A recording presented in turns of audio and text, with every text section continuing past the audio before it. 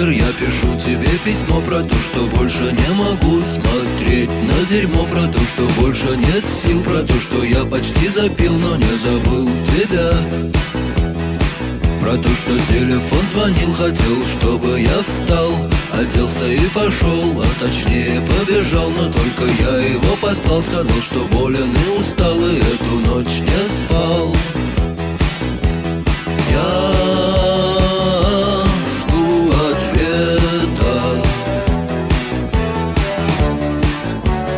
больше надежд нету.